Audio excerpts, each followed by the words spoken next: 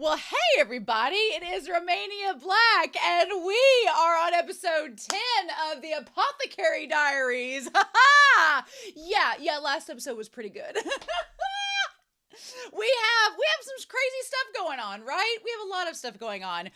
Mainly, we still don't know who is responsible for bringing in the little wood tablets connected to the fireworks that are poisoned, whatnot. MaoMao got back from her vacation.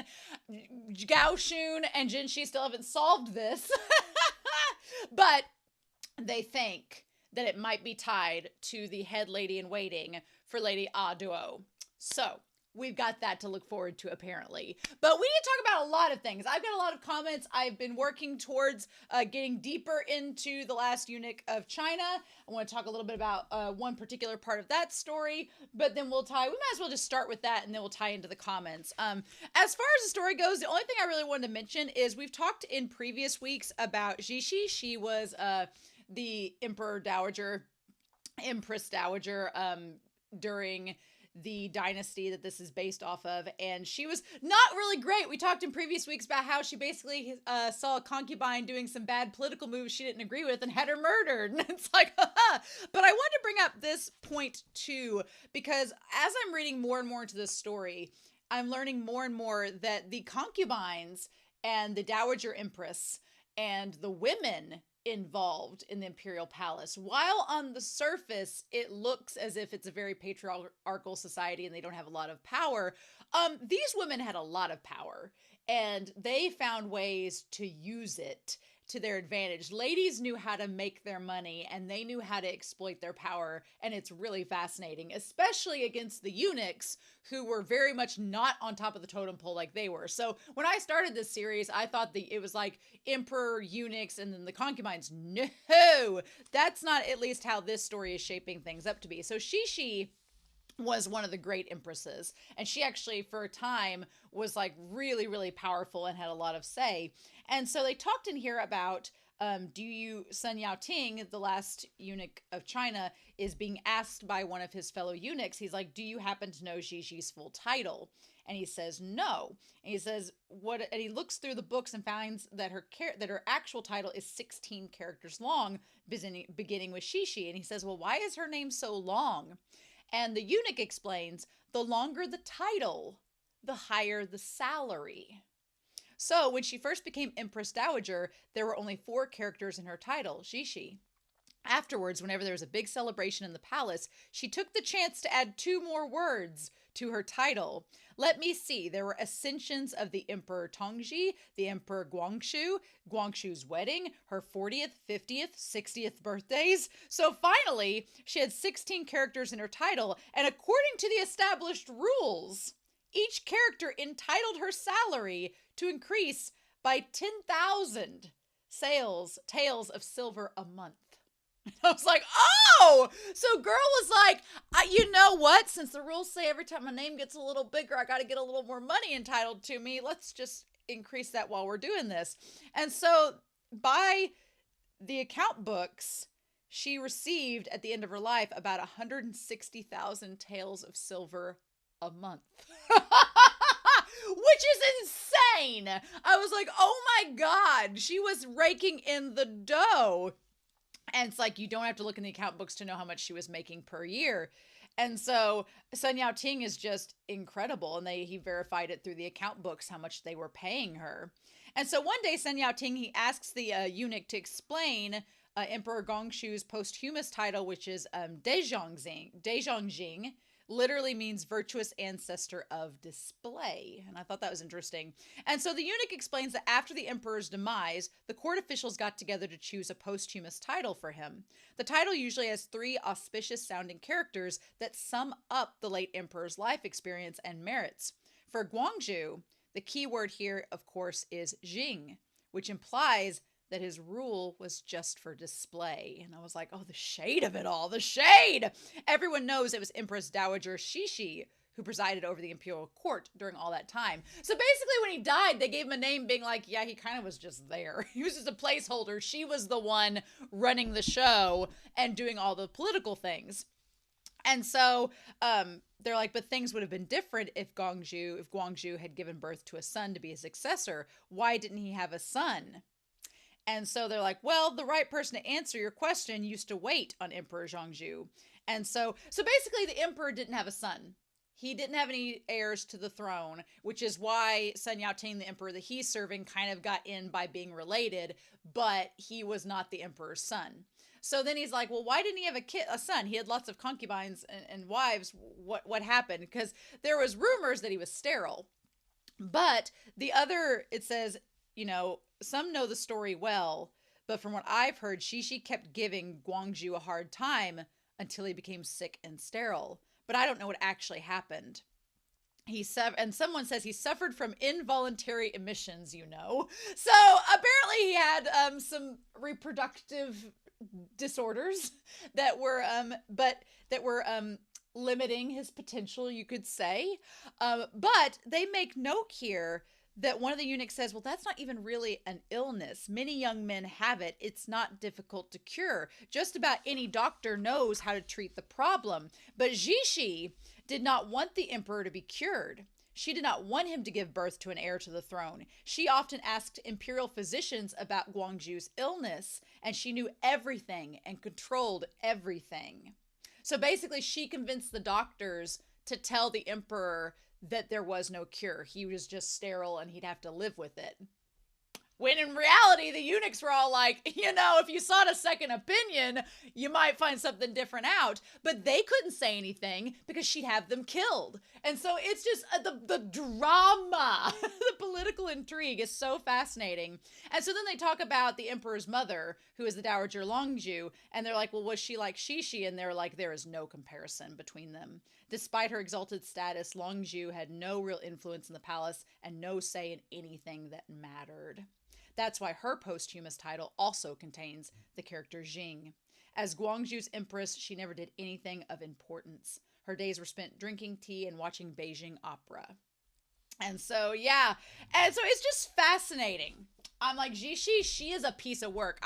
This Dowager Empress that took control of China and just was making 160,000 pieces of silver a month and just doing her thing. And if you talked back to her, she found out and she didn't like you, she'd have you beaten to death.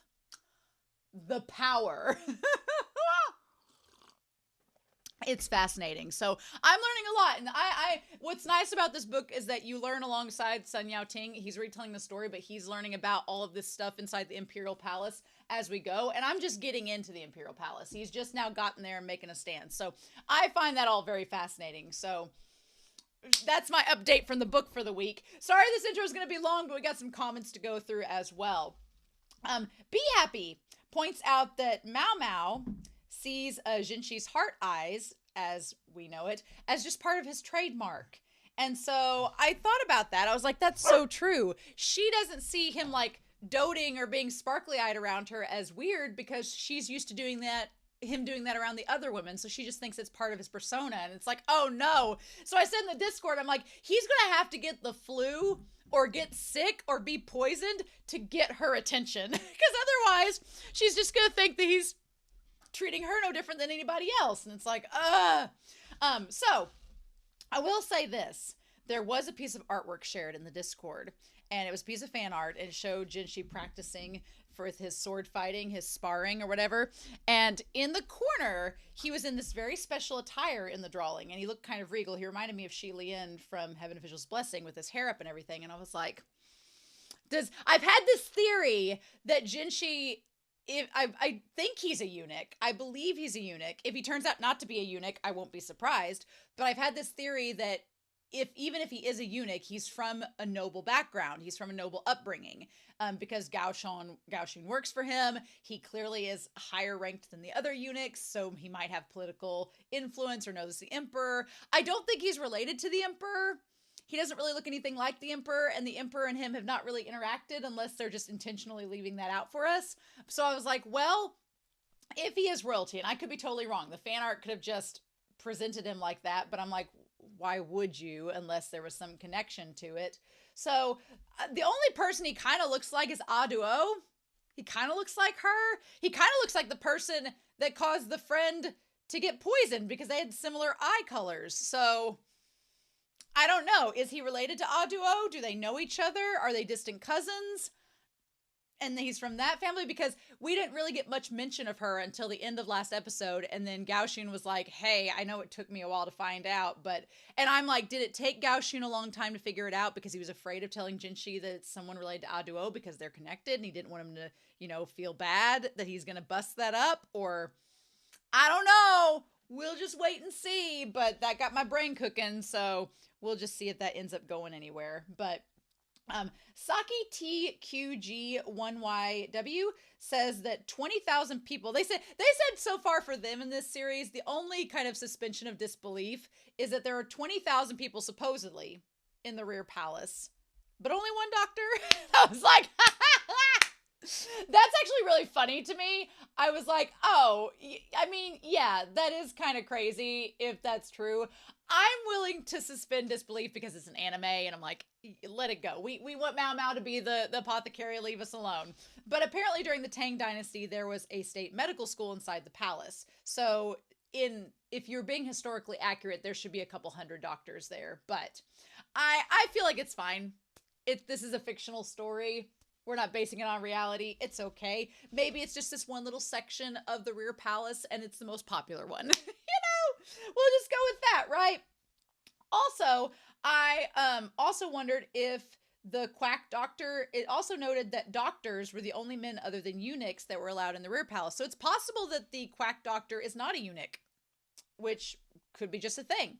Who knows? Although I feel like they would all have to be eunuchs, but I guess they don't have to be because there's some military men that are there that aren't eunuchs. Who knows? Sucks to be a eunuch in the rear palace.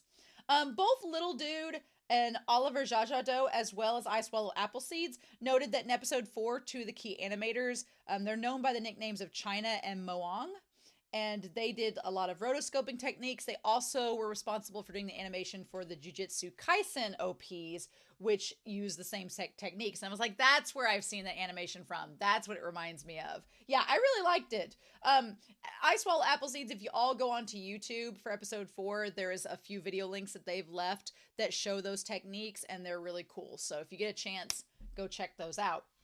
And then finally, Anime Annie points out that the Matsutake mushrooms, which are the ones that in episode 5, MaoMao was getting, actually have laws that prevent them from being eaten by commoners because they're called the emperor mushrooms. So MaoMao getting the doctor to become an accomplice kind of makes more sense, but also she didn't want Jinshi to find out because she was afraid that he might bust her if he knew that she had the mushrooms, which kind of connects to this last episode where her being like, well, you're going to punish me one day. And I'm like, Jinshi ain't going to punish you. So anyway, but we also found out that from Anime Annie that the garden parties, they happen twice a year to entertain officials. And it's not limited. The choice for the Empress from the Emperor is not just limited to the 4 top ranking concubines that we've seen so far. They're just the top 4 in contesting, but they don't have to be the ones that he picks. And I'm like, okay, good to know. So yeah, I've talked for nearly 15 minutes. I'm super excited to dive into this episode. Like I said, I feel like the mystery of who's involved in the wooden tablets is going to at least carry on probably till episodes 11 or 12. And then we'll have a core split and then we'll start core 2, which I'm really excited about. But poor Jinshi. I feel like Jinshi his attraction to MaoMao becomes more and more aware, but MaoMao is like the female Shin Cho from Scumville and Self-Saving System. She just does not get it. I'm like, girl, you just need Jinshi to get sick so you can help him and then get closer that way. So what can we do? But we're not going to waste any more time. Thank you all so much for your support. I hope you all enjoy this reaction discussion. But we're going to start episode 10 of the Apothecary Diaries. And we're going to do that here in 3, 2, 1, and let's go.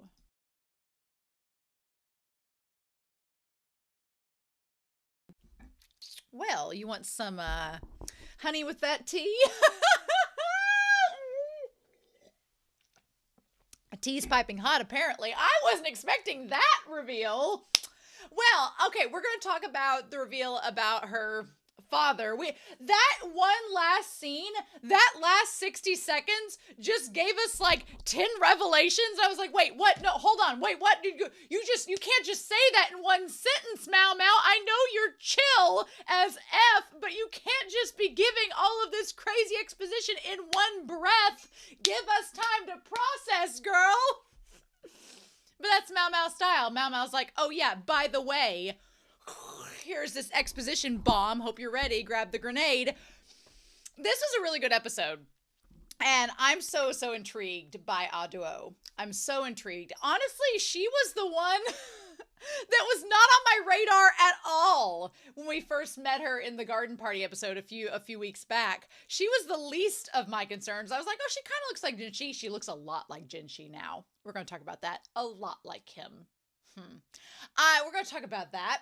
But yeah, I'm so fascinated because when we first met her, I was focused on Lishu, which I think is the author's intention. They were like, you need to focus on Lishu and Gyokyo and Lihua, and Aduo's, just there. But now I'm like, no, Aduo is like the one that we need to be worried about. And so I'm really interested in her and everything she's dealing with because her and the Emperor have a very long history. So I'll just back right up into that. So yeah, we're going to talk about Aduo a lot in this episode and try to break down everything we find out about her in this episode because I feel like it's a lot. This episode, and it seems like Apothecary Diaries, it's just going along, doing its thing, having a good time, and then suddenly they hit you with a lot of exposition and you're like, whoa, I was not ready for all of this at once, but here we go. So, and this episode is of no exception.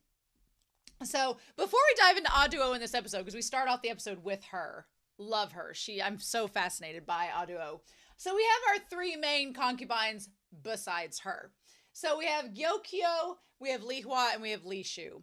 Gyokyo's deal is that she's the one that has a kid right now with the Emperor. She's the only child of the Emperor that we know of, and she has a daughter. And we've talked about in previous episodes that Gyokyo is worried. You can it's not explicitly stated, but based on how they describe the concubine system in this episode, obviously she's probably afraid that her daughter will be arranged in a marriage based on politics and she won't have her own free will or right to choose who she loves and marries and blah, blah, blah. Thus goes the world in this series. So she obviously has some reservations about that, but it's her daughter. What can she do? She's going to love her. It's her kid. But she is fascinating because she has a lot of intriguing notes about politics tied to her. She has a lot tied with the trade partners that the Emperor and the kingdom deals with. She's got a lot of political pull. I mean, to me, her and Aduo are the two front runners to be Empress. Because she has the politics, she has a child that's alive, which in the Emperor's eyes, if you're just basing it on that, is a sign that she's possibly able to have another kid. And what was interesting was they talked about the Emperor's love waning for her. MaoMao looks at love very practically. MaoMao is not the type that believes in true love lasts a lifetime. She's not one that believes that at all, it seems. And she has very good reason to not believe that. She's grown up in a brothel where love is a currency. It's not something that is emotionally driven for free. True love and romance is not in MaoMao's world. So she just doesn't understand it. And so in MaoMao's mind, despite the fact that Gyokyo has been told to us from the beginning as being the one that the Emperor is actually attracted to and loves the most, MaoMao's like, eventually she'll get older and he'll probably move on to a younger bride, like what he's potentially doing with Aduo. So for MaoMao, love is just not anything romantic or realistic. It's just very practical and pragmatic. And there's a reason for it, right? Whether it's currency or whether it's for political gain or an ulterior motive. But Gyokyo's really up there. I'd say at this point in the series, Lihua is the one that has... she has her looks going for her. She has her looks, her pretty face. And as we've learned back from episode 4, don't underestimate the importance of body language. Yeah, so Lihua has a lot of physical things going for her. But she, like Aduo, apparently has lost a son. And so there is... you know, I really liked how they pointed out that there's a possibility she may end up as the new Aduo, where she's the one who lost a son, can't have any more kids, and she eventually just lives out her days there and then is thrown to the wayside. Possibly.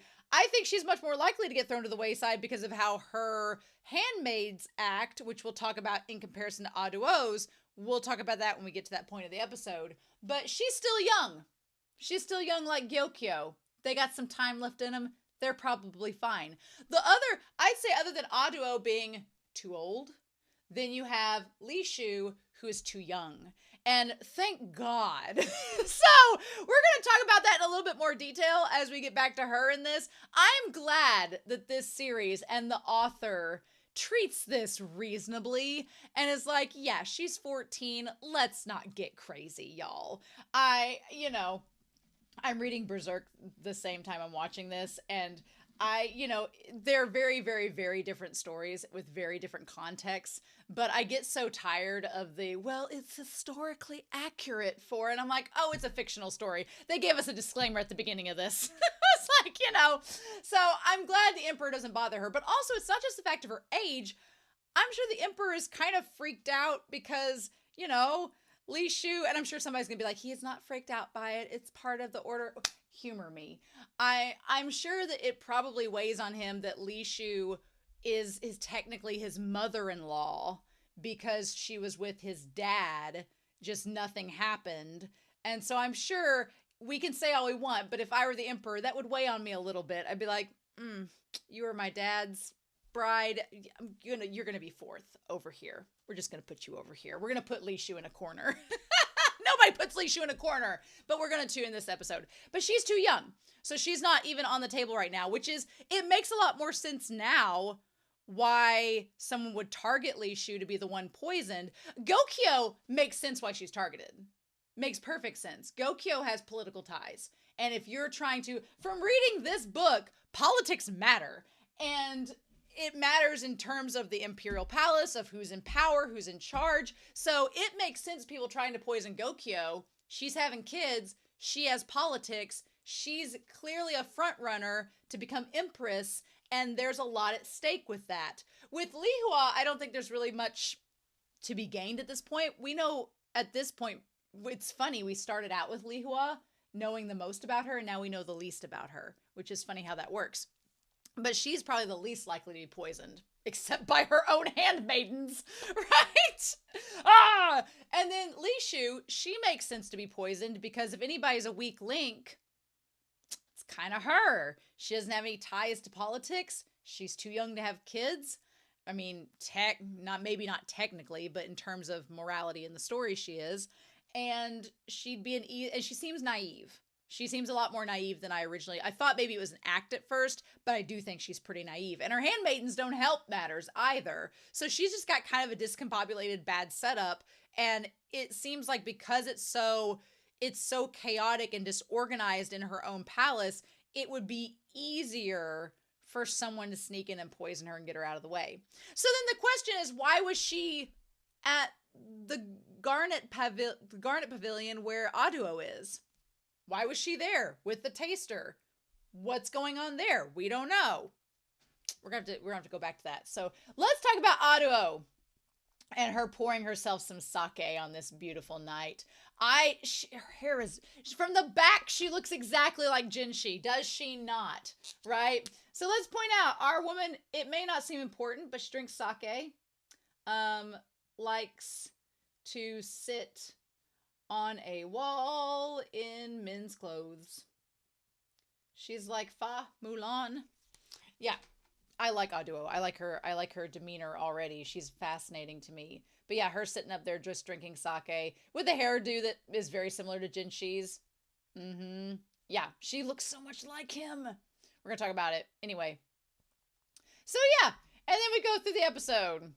So I do like, Anime Annie pointed out in the comments that it is nice that MaoMao visits her little friend Xiaolin, like keeps visiting her back where she first started. I think that is really cute. Plus, Xiaolin knows all the gossip from what's been going on around. So if MaoMao wants to hear what's going on outside the rear palace, what's happening, then here's the place to go to get the hot gossip. But I think genuinely MaoMao likes her friend and she wants to come see her. It's just an added bonus that she gets some insight into what's going on while she's there.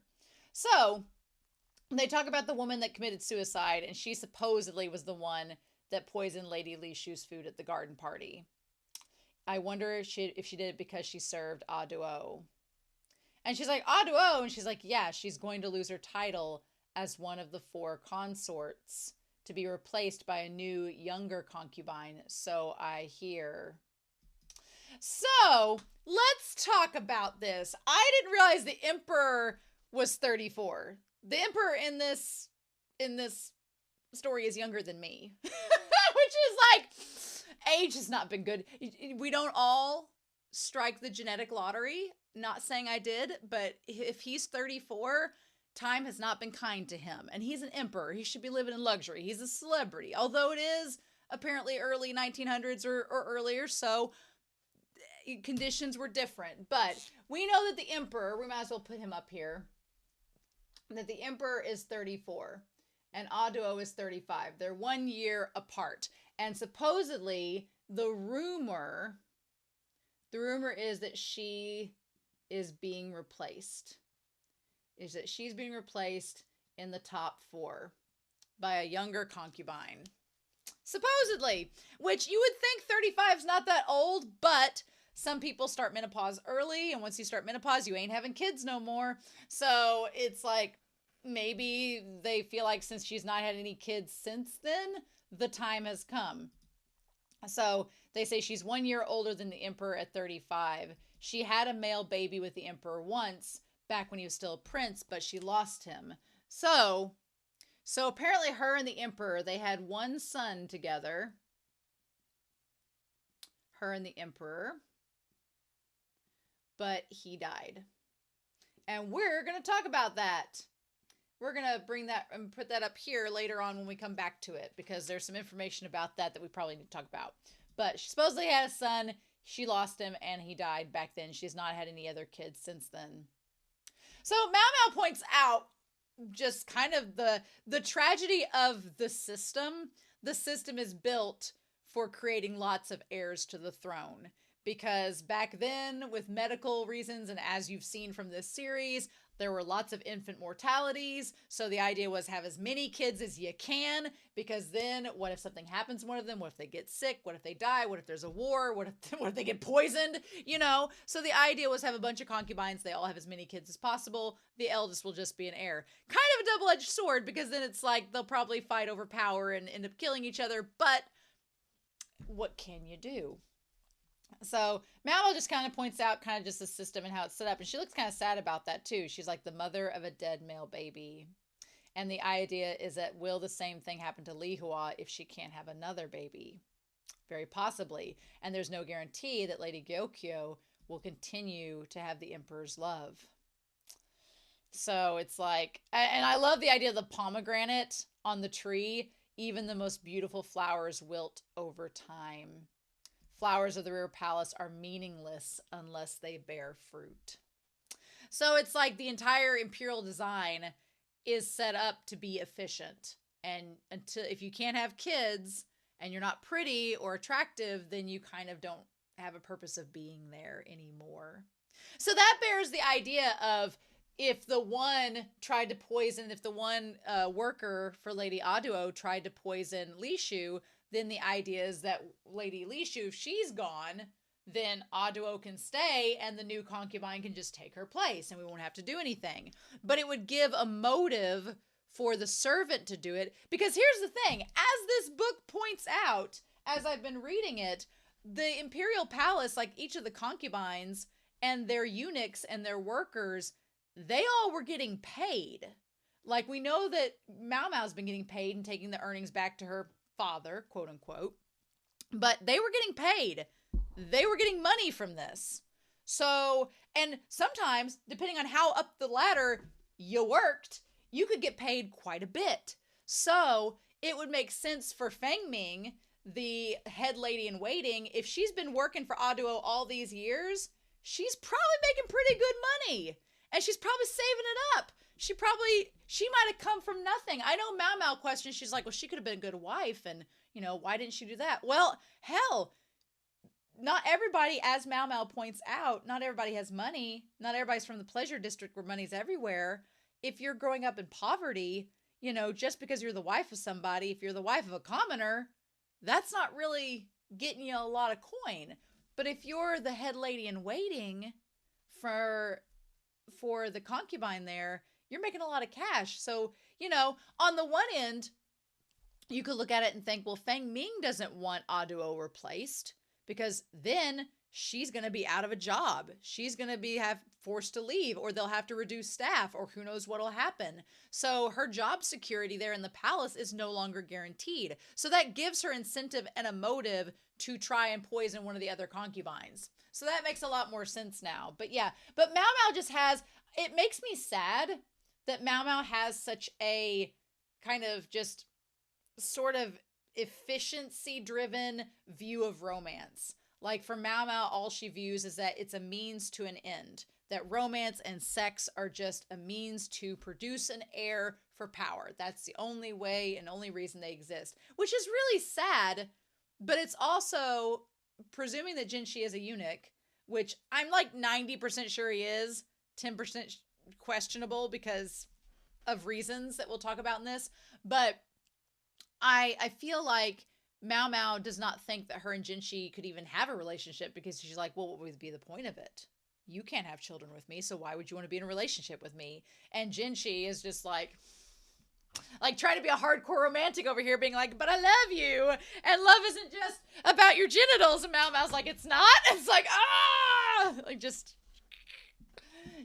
that's my interpretation of it based on what they've done so far. So she leaves, and Lee gives Xiaolin the leftovers, and she's like, tea parties are awesome. And MaoMao's like, yeah, they sure are. So a tea party is definitely a form of work for a concubine. So I like that they have all the eunuchs and everyone setting this up. I also like how when we go to each of the palaces, you see the different aesthetics and you see how they all set them up. It's really cool how each of them have different tastes. MaoMao definitely is the type of girl that in the group work, like if she was in college in a group working, she'd be the one sitting in the corner being like, do you need me to help with this? I will. I mean, if you need me to help, I will, but I don't know what you want me to do. I'm here. She's so damn chill, right? MaoMao's not really, she's not a take charge leader. She's not a type A personality, but she's also pretty perceptive and is hardworking. So I wouldn't label her as type B or C.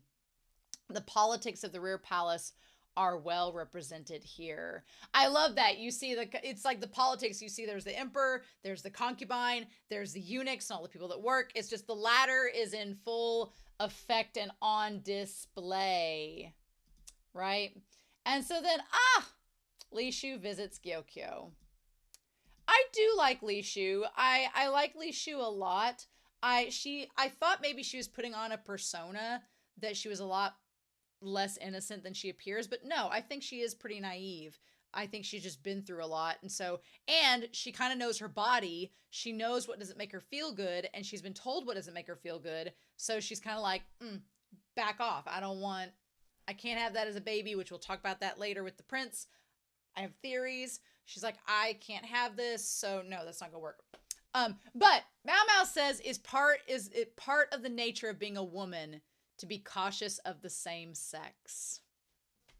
I feel like there's a lot of rhetoric now, especially in modern commentary, and it's all about women shouldn't tear each other down. We should work together, and women can be cutthroat. And the thing of it is, again, I point back to this book.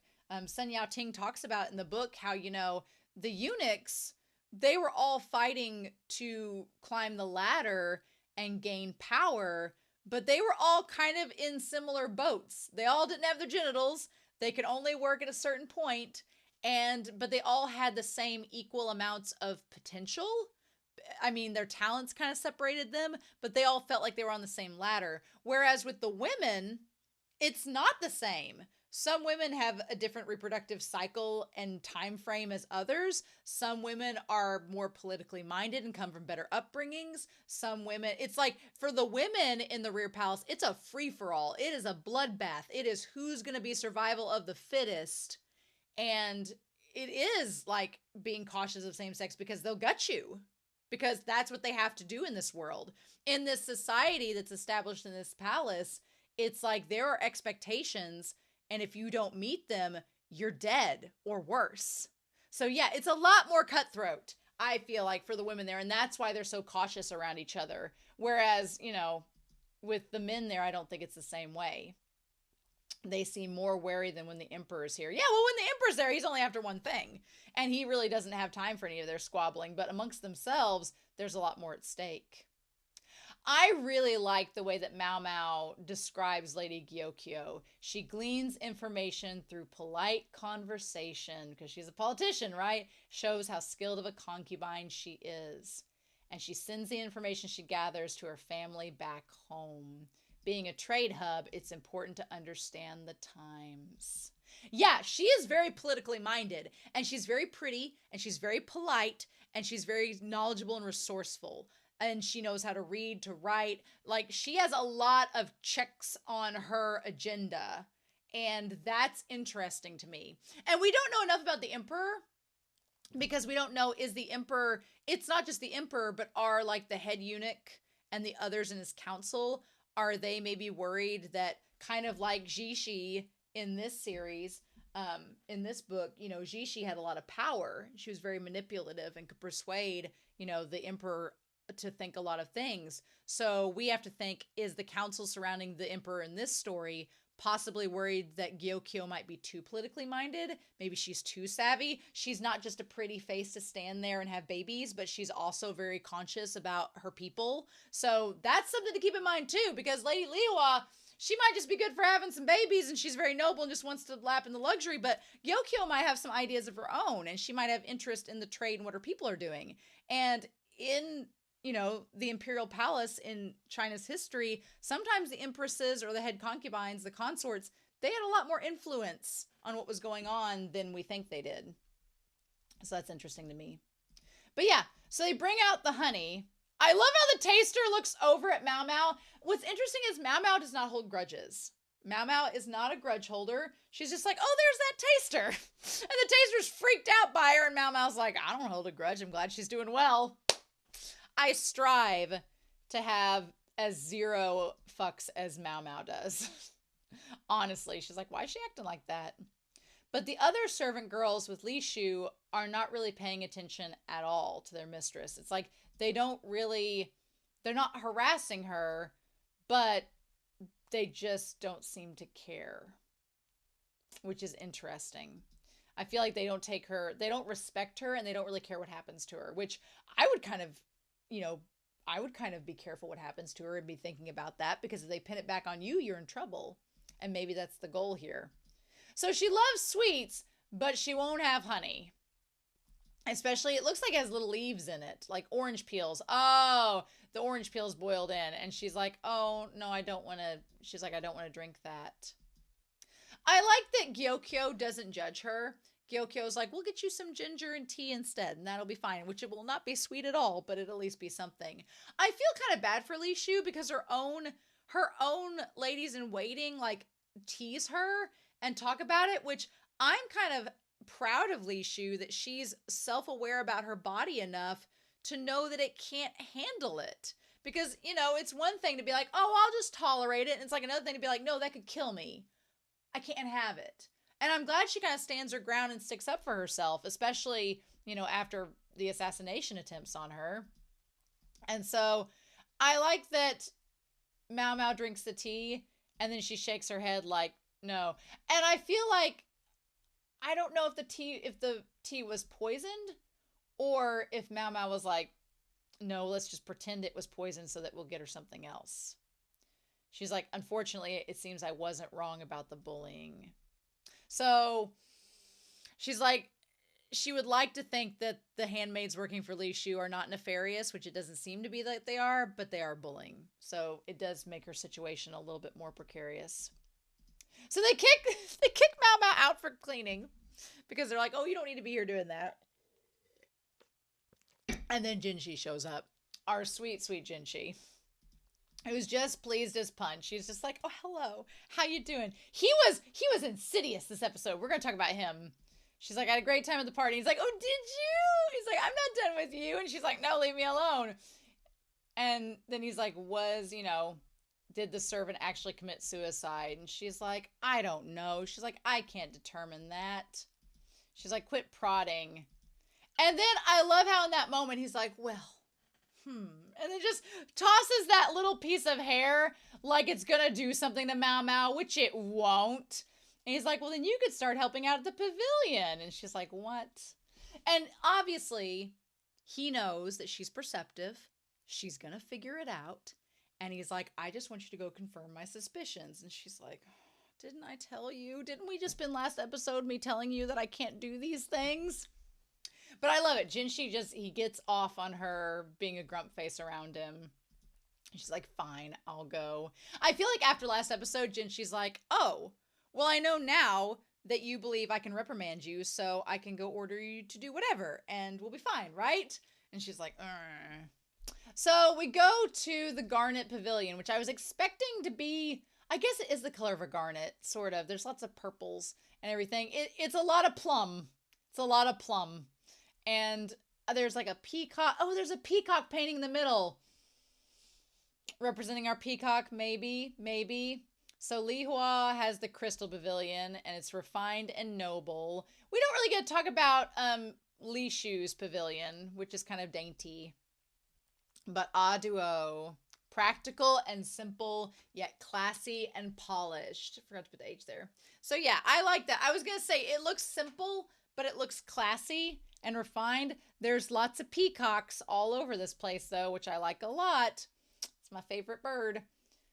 And so then we have Feng Ming, who is the head woman. And yeah, the minute that we saw her in the end of the last episode, it's like, okay, so even though she seems sweet as punch, usually the ones that seem really sweet are the ones you have to watch out for in a fictional series, especially a murder mystery, because it's the ones that don't seem suspicious that are suspicious. So she's like, well, I guess I should just work. And then we see Aduo, who has a very similar hairdo, similar hairpin to Jinshi. I wonder if she'll see MaoMao's hairpin and note anything. She looks exactly like Jinshi. So much like him. It's not even funny. Yep, the pure consort. Neither showy nor voluptuous. But she has an androgynous, almost gallant kind of beauty. Yeah, she kind of looks, her and Jinshi, they're both kind of androgynous. They both have the same kind of sparkle, except Jinshi puts on the smolder and she kind of subdues it. But I'm like, they look the same. Yeah. Is she really 35? Girl genetics worked great. If she dressed differently, she'd pass as a civil servant. But then when it shows her on horseback, she looks like Jinshi. She probably looked better in a riding suit instead of her skirt and dress. Yeah, probably. So anyway, then when she turns the corner and MaoMao sees her, of course, all of the servants are obsessed with her, right? And then when she looks back and glances, it's like, yeah, where have you seen this before? Oh, I don't know. Maybe the man that bugs you all the time. So Feng Ming is the head lady in waiting. And of course she has to be approachable. She's been doing this for years. So they clean all the books out and air them out. And she's like, anything that's too heavy, you can ask the eunuchs to handle it. And they have all of this material and all of these books and scrolls and everything here. So that tells us a couple things. One, if Jinshi is in fact related and grew up here, he probably had access to a lot of things and a lot of information about the palace, which is important because Aduo's been there a long time.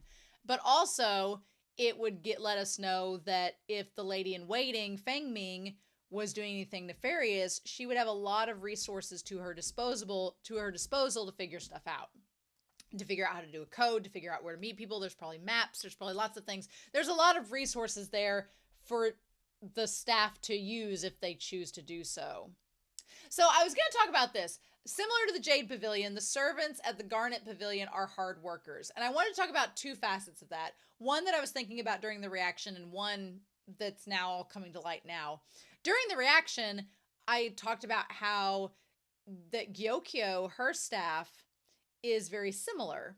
And Jinshi likes to visit Gyokyo a lot. He liked to visit her even a lot before MaoMao came onto the scene. So it seems to me like maybe Gyokyo's palace kind of reminds him of Aduo's as well. So maybe that's why.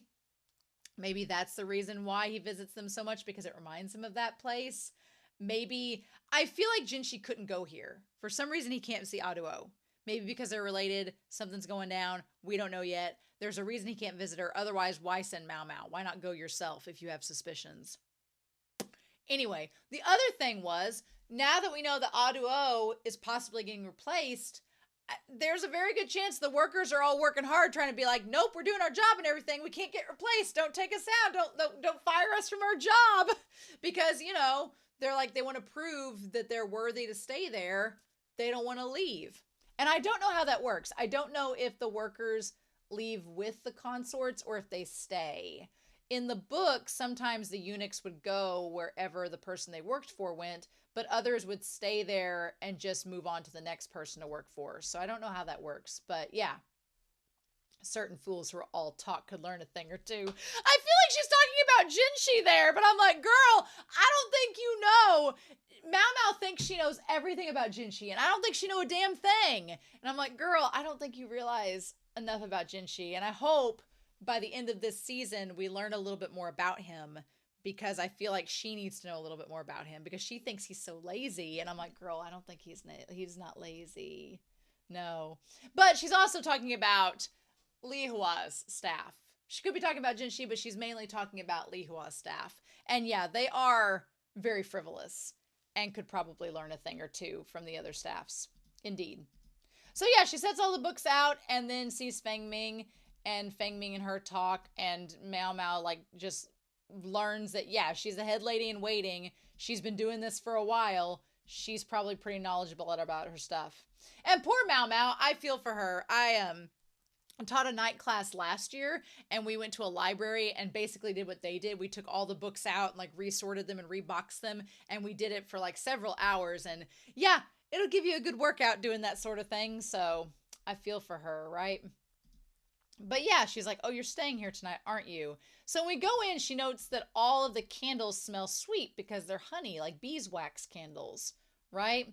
And she's like, here's some blankets. So I'm trying to piece together, we're going to talk about this, like what she's noting.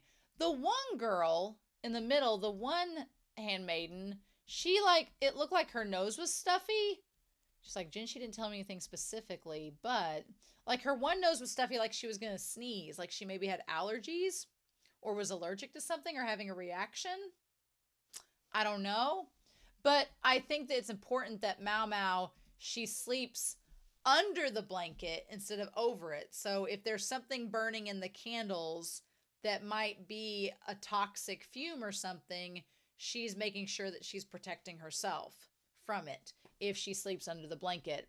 Or maybe she's just sleeping under the covers because she's nervous. I don't know. But anyway, she's like, is the mastermind behind the poisoning really here? Well, I think it's Feng Ming, but she's well past her prime, but she would have made a great wife. I wonder if she never considered getting married. Did she choose to serve concubine Aduo for life? I mean, it could be that she's bitter because maybe she didn't choose to serve her for life. Maybe she was forced to. Maybe she didn't have a choice or many options. And now that she's possibly not going to do that, she's worried or feels like her time's been wasted. Maybe she served her thinking that she was going to become the Empress's head handmaiden, and because this opportunity is slipping away from her, it's bothering her. I don't know. We don't know. We still have a lot to learn about Feng Ming, but loyalty is a possible motive for the poisoning. Now that a new concubine is about to enter, the high-ranking concubine the most at risk is Aduo. But what if a vacancy opened up elsewhere first? The emperor is only interested in ripened fruit, which is such a gross way to think of it, but MaoMao is very practical, so of course she would. So Gyokyo and Li Hua are the only ones he's interested in. He doesn't visit Lady Lishu. And I like that MaoMao says, that's fine, given her age, obviously. But the one could also claim she's not serving her role as a concubine. I think I feel probably the most sorry for Lishu at this point, because Lishu's 14. Girl didn't ask for this. She has been in this role for a while and is just like, since she was 9, and is like, I don't know what to do, right? She doesn't know any better. If someone were to poison someone for concubine auto, it wouldn't be out of the question to target Lady Lishu. So anyway, they go through with all the honey, and as they're cleaning off everything, and she's like, yeah, the family runs an apiary. So I didn't know if apiary was, it's basically their beehives, beekeepers. And they said that what's the difference between a beehive and an apiary? A place where the honeybees are kept is called an apiary or a bee yard. They may refer to hobbyist hives or those used for commercial or educational usage. A hive is a structure for housing the swarm of honeybees, while the apiary is a place where the bees and their hives are kept. Gotcha. So I wonder, too, if somebody's allergic to bees, you know, what is it, the Wicker Man? The bees, not the bees! You know, if you got stung by a bee and you were allergic to it, you could die from that, too.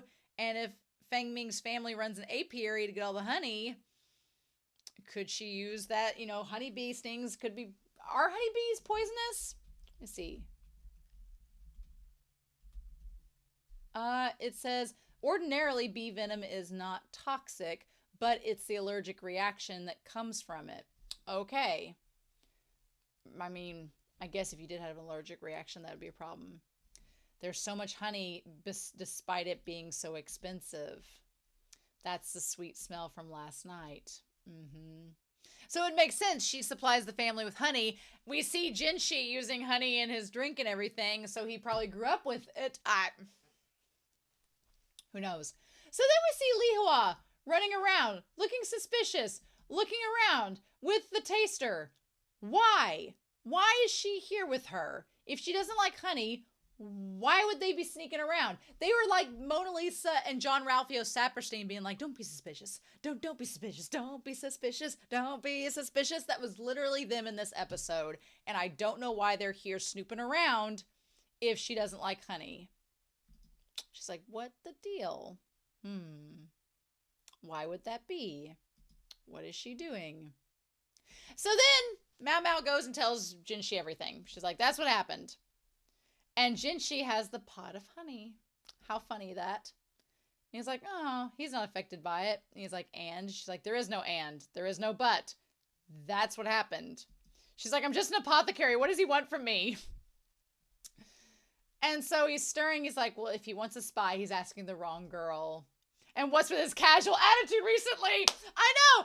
Jinshi is like a Cheshire cat. He's like sitting there with a big old secret splattered across his face. I don't know if he's planning on telling this secret to MaoMao, but he seems to be really enjoying himself. He's just like laid out like Kate Winslet, like draw me one of your French girls, holding the honey and everything. Like just pleased as punch, right? He's waiting to do this whole honey finger thing.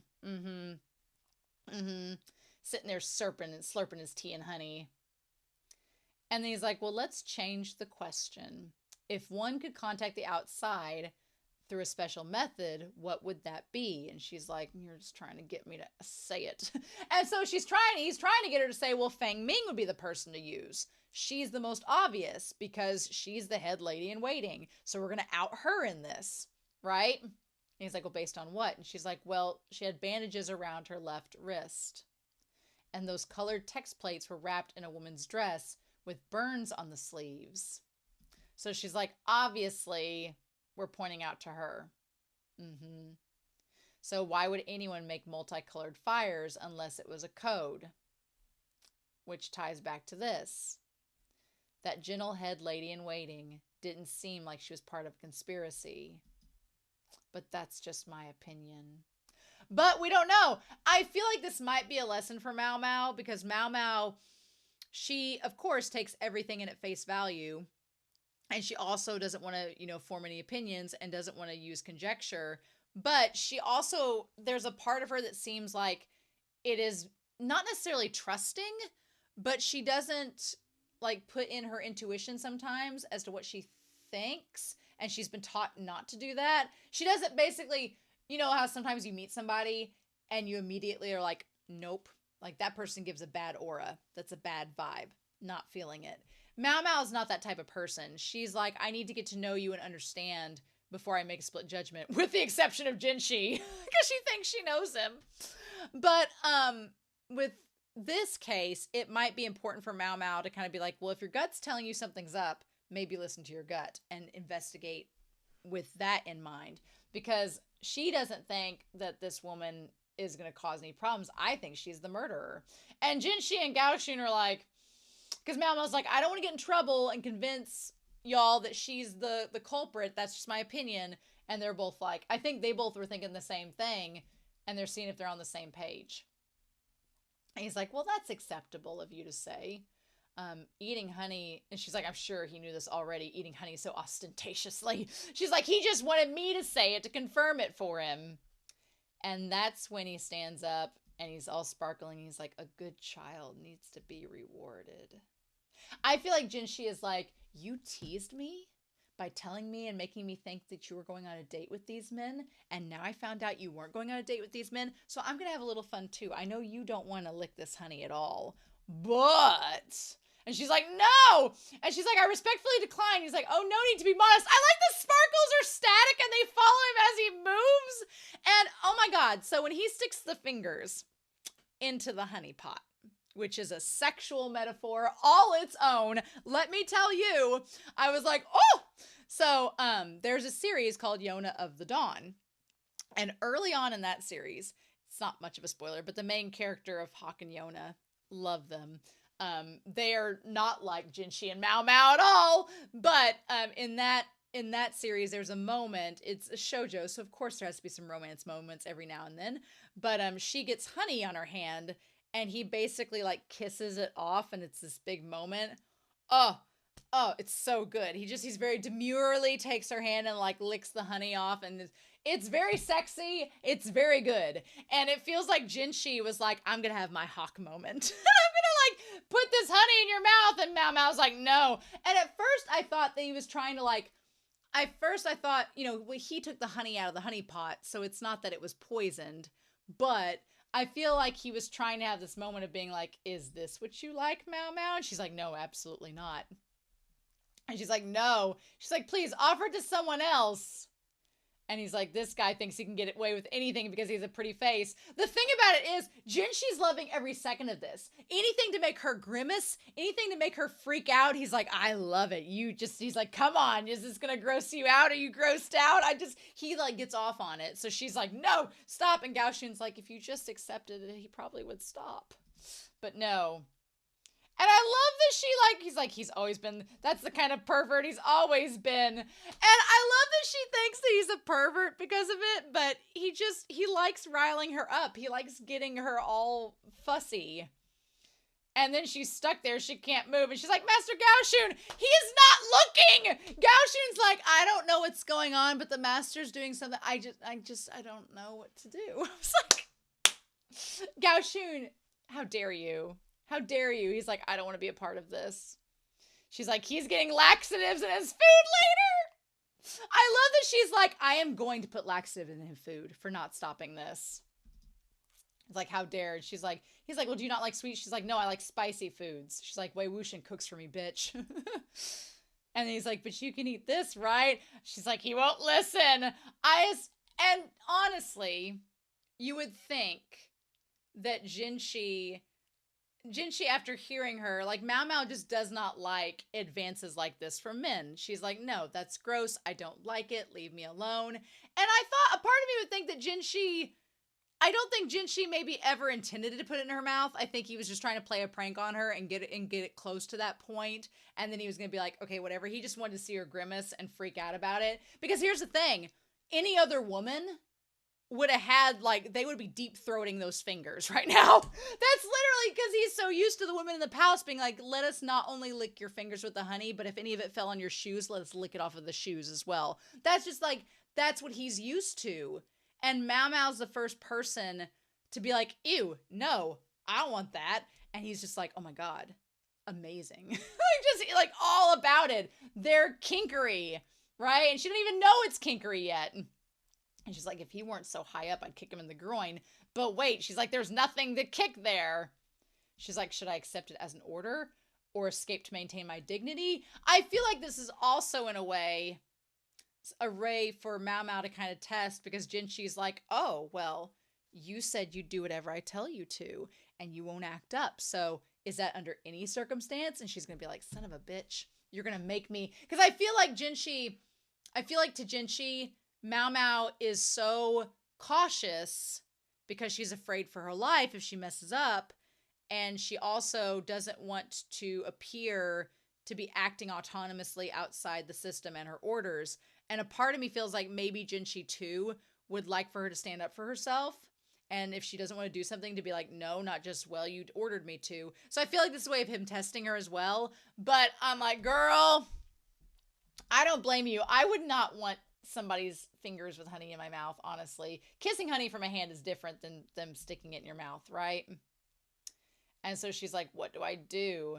And right about that time, Gyokyo shows up. And she's like, if this was aconite syrup, I'd have just accepted it. So here we go. Aconite syrup. Aconite syrup is a strong, fast-acting poison that causes severe side effects such as nausea, breathing problems, heart problems, and death. In homeopathy, it's used to treat fear, anxiety, and restlessness, acute sudden fever, symptoms from exposure to dry, cold weather, or very hot weather, tingling, coldness, and numbness, influenza, or colds with congestion, heavy pulsating headaches. So it is unsafe when taken by mouth. All species of the plant and products containing it are dangerous, and it contains a strong, fast-acting poison that can cause severe side effects such as nausea, vomiting, breathing problems, heart problems, and death. It's mainly a traditional Chinese practitioners used it for pain relief caused by trigeminal and intercostal neuralgia, rheumatism, migraines, and general debilitation. So, yeah. So, what's interesting is that the side effect, it says, in Chinese medicine, the use of prepared aconite root affects the meridians of the kidney, heart, and spleen organs and acts by recuperating the depleted yang and rescuing the patient from collapse. This effect supplements the fire of the gate of life and restores yang, expelling cold in order to relieve pain. So, yeah. And does it show up in an autopsy? Apparently it does. And it has a very bitter, burning sensation. So that's why she was going to eat it, because she's like, well, if this had been aconite syrup and it was bitter, she's like, I would have accepted it. So there's honey, and then there's aconite syrup that's supposed to be used as a medicinal remedy, except you can't just outright eat it, because then you'll die.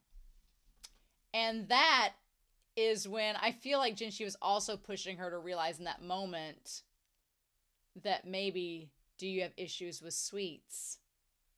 And her with there, and she testing her to see the spots and everything. Okay. So, is it that the aconite, if you can use it as a topical ointment, maybe? I want to check that out real quick. Aconite. Is it aconite syrup? Is it topical? Oh, topical or oral use is not recommended. So, then what in the world was it used for? How does this work? Oh, it's like wolf's bane. Oh! Okay, aconite extracts have been used traditionally for analgesic, anti-inflammatory, and anti-rheumatoid purposes. It is not recommended because it's highly toxic. Okay, extreme caution is required. Fresh aconite is extremely toxic, and safe dosing is dependent on the processing. Okay, processing may reduce alkaloid contents or alter the composition and reduce its potency. However, poisoning may still occur after consumption of the processed root. Oh, okay. It says there's no adverse reactions. It's considered unsafe for human use and all effects are considered toxic. Okay. So basically, I want to kind of know, like, what the history is real quick. Sorry I'm detouring, but I'm curious about this. It said it was used for centuries medicinally and for poisonous properties. Some are still used in traditional medicine in India, China, and Japan. The root is the most toxic, and although all parts are considered toxic, the toxicity of the extracts follows the same order of alkaloid content: roots, flowers, leaves, and stems. Extracts of Aconitum species have been used orally in traditional medicine to reduce fever associated with colds, pneumonia, laryngitis, croup, and asthma, and for anti-inflammatory, hypotensive, diuretic, cardiac depressants, and sedatives. In traditional Asian medicine, the root extracts were typically mixed with other ingredients such as licorice or ginger. Shinfu decoction, containing Asian ginseng and aconite rootstock extract, is a traditional medicine used for historically heart failure. Based on accounts in Chinese and Western sources, a principal ingredient in arrow poisons, used for at least 2,500 years in various parts of China, was often extract derived from the tubers of Aconitum species. And it says historically, aconite was most commonly used in Western culture as a tincture. It was applied topically as a counter-irritant liniment for neuralgia, rheumatism, and sciatica. Okay. Interesting. Huh. So yeah, so it's traditionally used, but it is really, really toxic. So that's like, I'm wondering, like, was it being, was she having a reaction to it? I'm so curious. And then we saw the body. And the woman with the fingers and the wall. MaoMao's putting it all together, but we don't know exactly what this all means until we're going to find out. Next episode, obviously. And so there we go. The syrup. Yep. So it could be that it was aconite and the honey. So, and then Jinshi smiles. So was this all part of Jinshi's plan to get her to put 2 and 2 together? Was it all part of it? Or was he also trying to prank her? And was Gao Shun like, sir, is this really the way we're going to do this? Who knows? We can all speculate, right? And he's like, apothecary? And then, of course, Gyokyo's like, what are you doing to my lady in waiting? And Jinshi's like, oh, it's not what you think. I love how frightened he gets. I love how frazzled he gets when he sees Gyokyo's there. And she's like, excuse me? What are you doing? Why are you being this way? And the way he's like, oh, well, I was just... And she's like, whose authority are you doing this? And he just like laughs and runs away. And I've never seen animation of him running away so quickly. And she's like, And Gao Shun's like, he's like, oh, I love he calls her Xiao Mao. Xiao Mao, this was just a prank gone too far. Could you forgive Master Jinshi? And she's like, in the next case, next time you can do the licking for me, Master Gao Shun. And he's like, what? He's like, licking? No, that's a bit, oh no. And she's like, fine, you get the point. I love that Gao Shun's like, I don't want to lick his fingers. And she's like, no one does. Fine. And she's like, there's a few things I want to check on. So I'm curious. I'm curious what she's found out that has to do with this aconite syrup and everything else. And so they go visit Lishu. And she's there. She's like, what do you want? She's like, I have a question. And then Lishu recognizes her from the garden party. And she's like, do you dislike honey? And what does she say there? She's like, did honey upset your stomach in the past? And she's like, it's common for someone to get food poisoning and have trouble with honey after that. And she's like, no, that's not it. She's like, I honestly don't remember what happened. But when I was a baby, I heard it was life-threatening. And so since then, the nurses told me not to eat it. So, is there a possibility? I mean, obviously there's a possibility that maybe Lishu is allergic to honey. People are allergic to honey. Could happen. Is it an allergy? Or could it be, if it wasn't an allergy, did someone put aconite syrup in the honey? And did she possibly have any of it as a baby? Like they tried to poison her as a baby. But I don't know. The nurses told me not to eat it. So I don't know.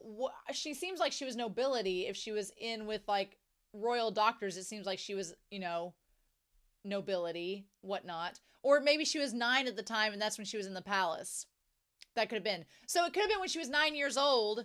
The apothecary's there. She had some honey and was being poisoned, and they told her not to eat it anymore just in case. But somebody could have put that syrup in the honey to poison her. But because it was in the honey and it was diluted, it wasn't as toxic. Maybe that's it. And so the ladies in waiting, they all kind of get like huffy around MaoMao. And MaoMao's like, well, this is fine words from a woman that didn't do jack shit. You know? She's like, you guys didn't even do anything. What are you getting mad at me for? What's with that look? And they try to tell her not to listen to MaoMao. And she's like, they paint outsiders as a villain to pretend that they're her only allies. And I like that they have like the masks on their faces. They're like, show how two-faced they are. And she's like, it would be easy to trick a naive girl.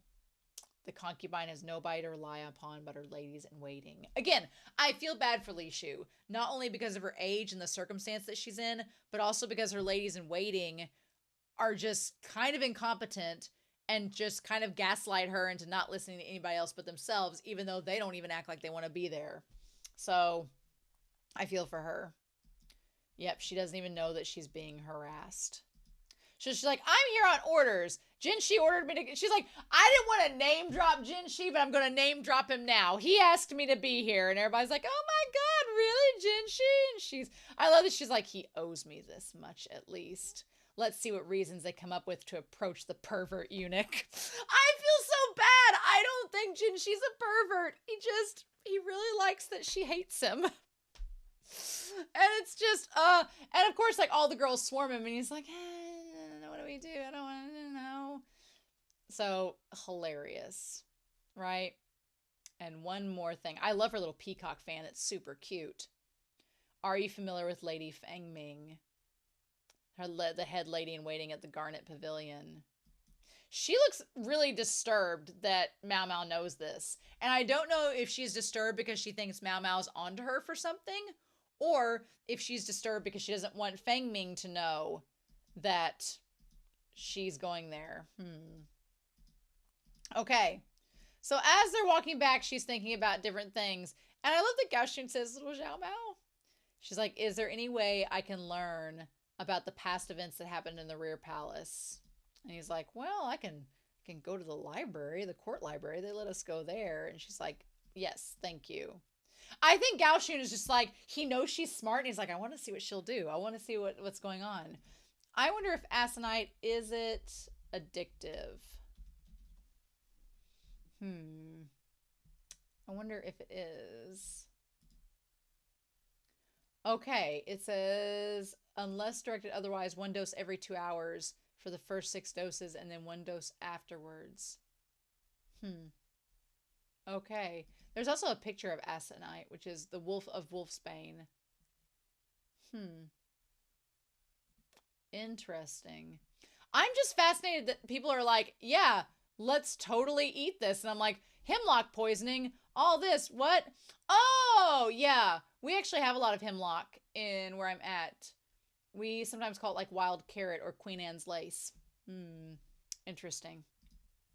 Anyway, so Gao Xun goes to get the goods from the library. And he's like, what'd she figure out this time? I love how excited he is and curious about it all, right?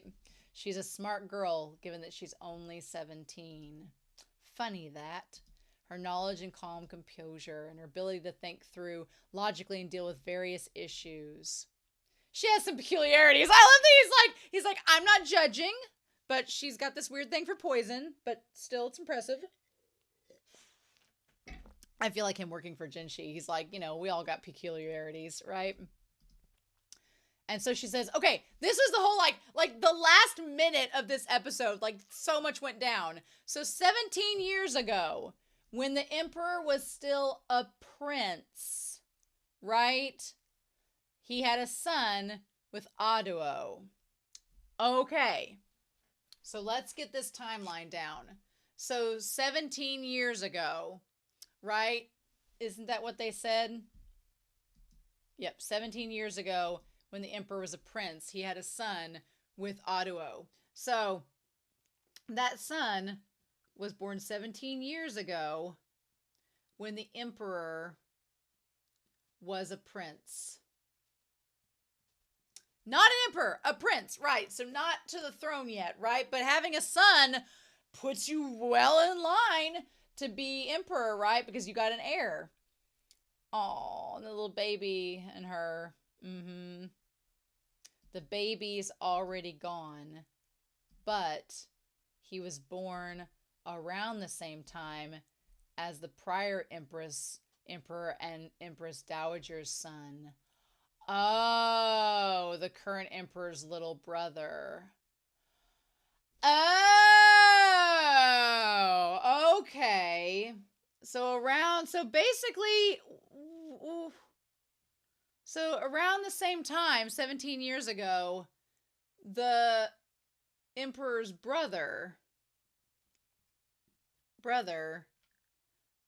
was also born. Huh. Okay. Okay. So, would somebody have possibly killed their son, the emperor and Aduo's son, so that he couldn't be a threat, and then the little brother wouldn't be third in line, but would be second? Interesting. And there's Feng Miang there, too. Okay. That was the only child the emperor had as a prince. And Lady Aduo was his only concubine. Huh. Okay. So when he had the son there, she was the only concubine. And that was the only child. Well, even though he seems to favor Gyokyo the most, it seemed like he really loved her. Possibly. We don't know. We don't know much about the emperor. She's like, it says the current emperor and concubine Aduo are foster siblings. Is this like what? Wait, what? Foster siblings? Foster siblings? That explains his attachment. Okay. Huh. Well, MaoMao makes it very pragmatic. Like, well, that explains everything. It's like, so they're foster siblings. So Aduo was adopted into the family. And that's probably how they were childhood friends, possibly. And then they got together. Okay. Huh. Well, so it's very possible. For a hot second, I was thinking that maybe the baby that they had was Jinshi. For a hot second, because we don't know how old Jinshi is exactly. I thought he was in his 20s, but I was like, well, he seems like he's older than 17, right? He seems like he's older than that. We don't exactly know for sure. But then it was like, well, why would he be a eunuch if he was their son? Unless it was like some convoluted thing, like they snuck him out or whatever, and they thought he was dead, but then whatever. That's not the case at all. Wrong. So I wonder, though, since they were foster siblings and that's why they're tied together, if for that reason, maybe Jinshi is her brother. Maybe Jinshi's her brother or a family member that she was like, hey, can he stay here and work in the Imperial Palace? But then how'd he get castrated? What was the story behind that? I don't know. I'm like, what? So, okay. A man that lustful only had one concubine that back then. Well, but I don't know. Here's the thing. A lot of it is, MaoMao's looking at the emperor and, his position, kind of like how I was at the beginning of this, being like, well, he's just interested in women and whatever and womanizing, but that may not entirely be the case. There's probably politics behind it, and there's probably like he's got this duty as the emperor. And maybe if they hadn't lost his son, if the son had lived, it would have just been the emperor and her, and she would have been the empress. But then that begs into account, did the dowager empress ask for the son to be killed so that he wouldn't end up with her? We don't know. We don't know all of the circumstance yet. But I think it's important that he was just with her at the beginning. And it says 16 years ago, the baby died. Oh, so the baby was a year old. 16 years ago, the baby died. So they had a prince, and he died at a year. Okay, so it wasn't childbirth. He lived to be a year, and then he died. And the baby was delivered by Dr. Lo Min. Uh-huh. And then that's when she's like, "Oh, I did have a hunch." Because several of the herbs growing in the rear palace are the same ones that I grew up with. Uh-huh. Someone transplanted them. Mm-hmm. A man who drags his feet like an old woman. Uh-huh. A doctor overqualified for the position of a pleasure district apothecary. So a man that drags his feet like an old woman, like they basically probably beat him and expelled him for whatever ended up happening. And we don't know the full story. And this man that was overqualified working out here that's so street savvy and everything. Uh-huh. Yep. And then she notes that he's a eunuch. A former eunuch with a bone removed from one knee. Mm-hmm. So he's not her actual dad. He just probably adopted her when she came back, right? I don't know. I don't want MaoMao to be nobility. I don't like that aspect at all. What I do like is that I do like the idea that when he was talking about her working in the rear palace and he's like, what a twist of fate. I love the idea that he was working in the rear palace, got expelled, and then probably went back to the pleasure district. And my guess is that maybe MaoMao's mother died. Maybe after she had MaoMao, she was poisoned and like was put in a coma or something happened. And that's why she's just sitting there like in stasis. I don't know. But, or she's like just out of it and they just let her stay there for 17 years. So I feel like he went to the pleasure district, served as a doctor and apothecary, and maybe even delivered. He might have even, if he got expelled 16 years ago, then MaoMao would have already been a year old, but maybe he adopted her after something happened to her mom. We don't know. We don't know that part of the story yet, but she's not her real dad. She just adopted her and started taking care of her. Okay. All right. Oh my gosh, I'm so fascinated. I love it. And her gathering up all the herbs and everything for him. Mm-hmm. And he was a eunuch, so I'm like MaoMao. He was expelled. Interesting. I wonder why. I wonder why he was expelled, why it was tied to it. Huh. Here's the thing. I almost feel bad more for Jinshi now, because I'm like, girl, you grew up with, your dad was a eunuch too. You just give Jinshi some credit. What were you doing, father? And I wonder if the thing of it was, I wonder if maybe he did what she's afraid of. I wonder if what happened was, she's been trying to solve these mysteries without using conjecture because she's afraid that she's going to overstep her bounds and say something and it's going to get her in trouble if she's wrong. And I wonder if the emperor has noticed her methods are similar to Lo Min's. So I wonder if he's noticed that and is trying to put two and two together, being like, do you know him? Where are you from? Where'd you come from? What's going on? But I think that Lo Min, who delivered the baby, I think that maybe he stuck his nose where it didn't belong and he assumed something, and then Feng Ming defended herself or had an alibi or whatever had you. So the emperor, they had him beaten. Maybe he had his knee like busted up and everything and got expelled, but they let him live because he delivered their baby, and the emperor had some sympathy as far as that was concerned. I don't know. We haven't met the emperor's brother either. I don't think Jinshi's the emperor's brother. I don't think so, because they've talked about him. I don't think that he is.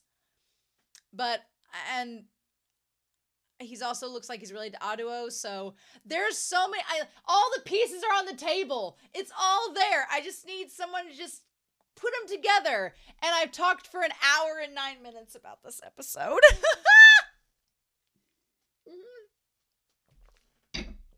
like you do.